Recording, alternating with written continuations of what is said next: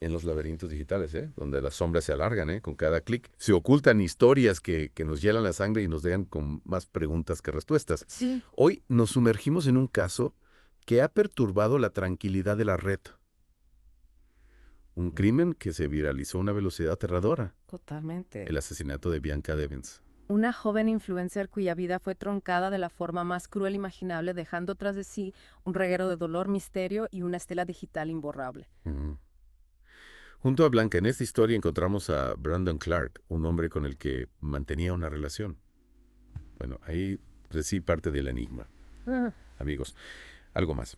Las descripciones que encontramos son contradictorias, casi susurran en la oscuridad que intentaremos descifrar. Cierto. Lo cierto es que la tragedia de Bianca no terminó con su muerte. No. El horror se propagó a través de la red como una mancha de aceite, impulsado por la publicación de fotos de la escena del crimen. Imágenes. Imágenes que rápidamente se volvieron virales. Un crimen viral, una pesadilla que nos obliga a cuestionarnos el papel de la cultura de Internet, la responsabilidad en la era de la información instantánea ¿La responsabilidad? y la propia naturaleza de las relaciones que se forjan y se rompen en el mundo virtual. Para entender este caso, debemos retroceder en el tiempo hasta la noche del 13 de julio de 2019. Exacto.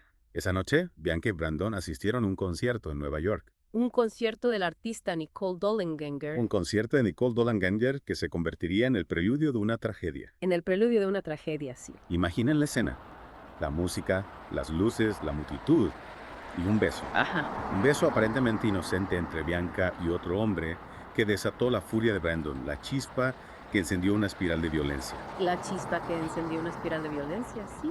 Lo que ocurrió después del concierto aún está envuelto en sombras, pero los hechos son innegables. Innegable. Brandon, cegado con los celos y la ira, atacó a Bianca, apuñalándola hasta la muerte. Un acto brutal, salvaje, que nos deja sin aliento. Pero el horror no termina ahí. No. En un gesto que nos hiela la sangre, Brandon tomó fotos del cuerpo sin vida de Bianca y las convirtió en Discord. Discord, una plataforma popular entre los gamers, se convirtió en el escenario de este macabro acto. Donde no solo compartió las fotos, sino que las acompañó con un mensaje escalofriante. Escalofriante. Una mezcla de culpa, desafío y un retorcido deseo de atención. Un grito en el vacío digital que resonó con una fuerza aterradora, Tras compartir las fotos, Brendan llamó a su familia y al 911, confesando el crimen. confesando el crimen y anunciando su intención de quitarse la vida. Un intento de suicidio. Un intento de suicidio que afortunadamente no logró consumar. Mientras Brendan era trasladado al hospital para ser tratado de sus heridas, la tragedia de Bianca se convertía en un fenómeno viral. Las fotos del crimen se propagaban por la red como un reguero de pólvora, avivando el morbo y la indignación. Es difícil imaginar. Es difícil imaginar el horror que debió sentir la familia de Bianca. Al enterarse de su muerte a través de esas imágenes, compartidas y comentadas por miles de desconocidos. Un dolor amplificado por la exposición pública, por la crueldad de la viralidad. Sí, la tragedia de Bianca nos enfrenta a una realidad inquietante, ¿eh? Esa intersección entre la violencia, la salud mental y el mundo online. ¿Ya? Espacios digitales que, si bien pueden ser fuente de apoyo y conexión, también albergan peligros que acechan en las sombras. Y es aquí donde cobra especial relevancia la figura de Bianca. Sí, Una joven con una gran presencia online, activa en plataformas como Discord y Quackchan, que buscaba refugio y conexión en el laberíntico mundo digital. refugio de conexión, sí. Pero Bianca, como muchos jóvenes de su generación, también luchaba contra sus propios demonios. Claro. Sufría de depresión, ansiedad y trastorno límite de la personalidad. Trastorno límite de la personalidad. El mundo virtual, que para ella era un escape, también se convirtió en un espejo de sus propias vulnerabilidades. En un espejo de sus propias vulnerabilidades, sí. Es escalofriante pensar cómo la tragedia de Bianca ha puesto de manifiesto la fragilidad de la identidad online. La fragilidad. ¿Quiénes somos detrás de los avatares, los perfiles cuidadosamente construidos? ¿Cómo impacta la virtualidad en nuestras relaciones, en nuestras emociones, en nuestra propia percepción del mundo? Preguntas complejas que este caso nos plantea, sin ofrecer respuestas fáciles. Preguntas complejas, sí. Lo que sí sabemos es que la relación entre Bianca y Brendan se convirtió en el epicentro de la investigación. Algunos describían a Brandon como un amigo cercano de la familia. Amigo cercano de la familia. Otros, sin embargo, temían que fuera un abusador, un manipulador que se aprovechaba de la vulnerabilidad de Bianca. Ajá. Las investigaciones online revelaron indicios preocupantes. Indicios preocupantes. Brendan parecía obsesionado con Bianca, guardaba sus fotos, rastreaba su actividad online. Un comportamiento que, a la luz de la tragedia, adquiría un cariz siniestro. Un cariz siniestro, sí. Y es que, como bien dices, el mundo online puede ser un terreno fértil para la obsesión y el control. Para la obsesión y el control. Las redes sociales, con su inmediatez y acceso a la vida privada de los demás, pueden alimentar fantasías y distorsionar la percepción de la realidad. Totalmente. En este caso, las propias plataformas que Bianca usaba para conectar con otros, para expresar su individualidad, se convirtieron en el escenario de su tragedia. En el escenario de la tragedia, sí. La viralización de las fotos del crimen, la especulación desenfrenada, el morbo, el acoso a la familia de Bianca. Es un fenómeno complejo que nos obliga a reflexionar sobre la ética digital, sobre los límites de la libertad de expresión, sobre la responsabilidad individual y colectiva en el espacio virtual. La rapidez con la que las imágenes se propagaron, la dificultad para controlar su difusión, la impotencia de las plataformas para frenar el torrente de comentarios hirientes. Todo esto nos deja una sensación de desasosiego, de impotencia, de vulnerabilidad ante la fuerza arrolladora de la viralidad. Es como si, en el mundo online, la tragedia se convirtiera en un espectáculo, un producto de consumo, para saciar el morbo y la curiosidad de las masas. En un espectáculo. Y en ese proceso se pierde la dimensión humana, el dolor de las víctimas reales, la gravedad de un crimen que ha destrozado vidas. Es fundamental que como sociedad aprendamos a gestionar la información sensible de forma responsable, a proteger la dignidad de las víctimas, a evitar la revictimización a través de la exposición online. A evitar la revictimización. Necesitamos fomentar una cultura de respeto, de empatía, de solidaridad en el espacio digital. De solidaridad en el espacio digital, sí.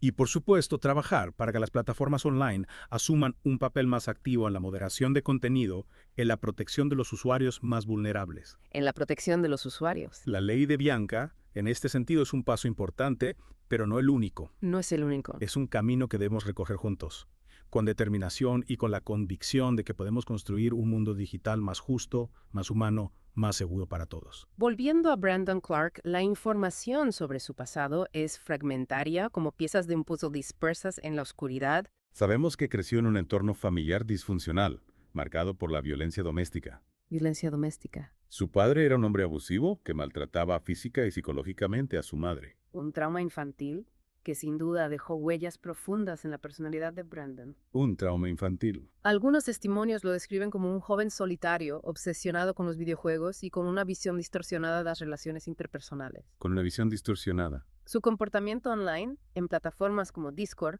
también mostraba rasgos preocupantes. Preocupantes. Misoginia, violencia verbal, idealización de figuras masculinas tóxicas. Es como si Brendan hubiera construido una realidad paralela en el mundo virtual, un espacio donde sus frustraciones y deseos se amplificaban hasta límites insospechados. Hasta límites insospechados, sí. Sin embargo, es importante evitar caer en la simplificación. En la simplificación. La violencia no tiene una sola causa, y reducir el caso a un simple problema de salud mental sería un error. Sería un error. Hay que tener en cuenta la complejidad de la situación, los múltiples factores que confluyeron en esta tragedia. Los múltiples factores. La influencia del entorno familiar, las experiencias personales, la cultura del machismo y la violencia online, la falta de acceso a recursos de salud mental. Todos estos elementos interconectados contribuyeron a crear un caldo de cultivo propicio para la tragedia. Exacto. La clave está en entender cómo estas piezas encajan en el puzzle, cómo interactúan para generar un resultado tan devastador. Tan devastador. Y en este caso, la decisión de Brandon de compartir las fotos del crimen en Discord es un elemento que nos perturba profundamente. Que nos perturba profundamente, sí. Un acto que muchos interpretan como un intento de obtener notoriedad, de convertir su crimen en un espectáculo viral. En un espectáculo viral. Es como si Brandon buscara trascender el acto físico del asesinato, perpetuarlo en la memoria colectiva a través de la viralidad. A través de la viralidad, sí. Y lo más terrible es que, en parte, lo consiguió. Las fotos se propagaron a una velocidad inimaginable, alimentando el morbo, la especulación, la indignación. La indignación. Y en ese proceso, la propia Bianca, su historia, su dolor, quedaron relegados a un segundo plano. A un segundo plano, sí. Convertida en un hashtag, en una imagen impactante, en un tema de conversación en foros y redes sociales, deshumanizada, cosificada, reducida a un elemento más del espectáculo digital. Es por eso que la lucha de la familia de Bianca por controlar la narrativa, por proteger su memoria, por honrar su legado, me parece tan admirable. Por honrar su legado. Una lucha contra la fuerza imparable de Internet, pero no por ello menos importante. Porque al final, lo que está en juego es la dignidad de Bianca, su derecho a ser recordada como un ser humano, no como una víctima anónima de un crimen viral. Como ser humano, sí. Y es ahí donde radica la importancia de la ley de Bianca, de impulsar un cambio en la cultura digital, de exigir a las plataformas online que asuman su responsabilidad en la protección de las víctimas. En la protección de las víctimas. Que la memoria de Bianca sirva como un catalizador para construir un espacio digital más humano, más seguro, más respetuoso con la dignidad de las personas. Más respetuoso con la dignidad de las personas, sí. Es difícil no sentir una profunda tristeza al pensar en la vida de Bianca, en sus sueños truncados, en el dolor de su familia. Sí, la verdad que sí. Y a la vez este caso nos deja con una sensación de urgencia, de necesidad de actuar para que tragedias como esta no se repitan. Sin duda, y en este punto me gustaría destacar la importancia de la prevención. La prevención. No podemos esperar a que ocurran tragedias como la de Bianca para tomar medidas. Claro. Debemos ser proactivos, estar atentos a las señales de alerta en nuestro entorno, educar a los jóvenes en el uso responsable de Internet, fomentar relaciones sanas basadas en el respeto y la comunicación. Es cierto, a veces la vorágine del mundo digital nos ciega a las realidades que nos rodean, nos perdemos en la superficialidad de las redes sociales, en la inmediatez de la información, y olvidamos que detrás de cada perfil hay una persona real, con sus emociones, sus vulnerabilidades, sus historias. Y en este sentido, la educación digital es fundamental. Fundamental. No se trata solo de enseñar a los jóvenes a utilizar las herramientas digitales, sino de dotarlos de las habilidades necesarias para navegar por el ciberespacio de forma segura y responsable. Es decir, no basta con saber cómo usar una red social o cómo descargar una aplicación. No basta.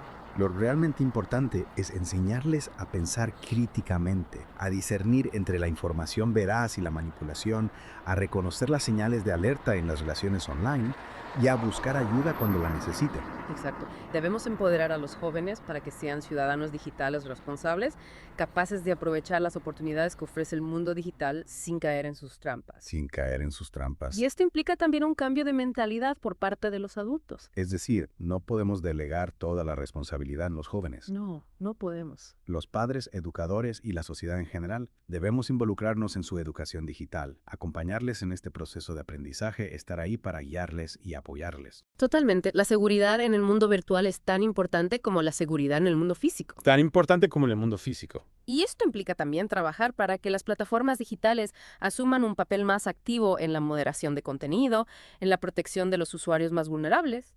La ley de Bianca, en ese sentido, es un paso importante. Un paso importante, sí. Esta propuesta legislativa, que busca responsabilizar a las empresas de redes sociales por el contenido violento que se comparte en sus plataformas, podría ser un punto de inflexión en la lucha contra la violencia digital. Sin duda, establecer mecanismos más robustos para detectar y eliminar contenido violento, proteger a las víctimas y colaborar con las autoridades en la investigación de este tipo de delitos es fundamental para crear un entorno digital más seguro. Pero más allá de las medidas legales, creo que es importante que como sociedad reflexionemos sobre el impacto de la tecnología en nuestras vidas, sobre cómo la cultura digital está moldeando nuestra forma de relacionarnos, de comunicarnos, de percibir el mundo. Es cierto, la era digital nos ofrece un sinfín de posibilidades, pero también nos plantea nuevos desafíos. Nuevos desafíos. La hiperconexión, la inmediatez, la sobreexposición a la información.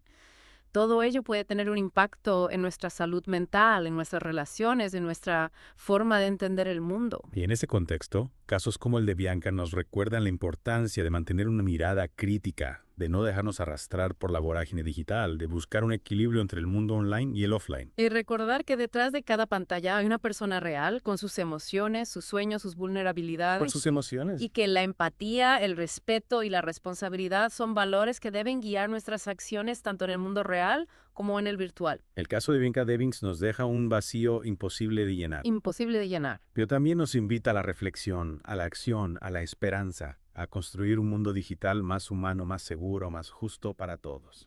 Para todos. Un mundo donde tragedias como esta no vuelvan a ocurrir. Esperemos que no.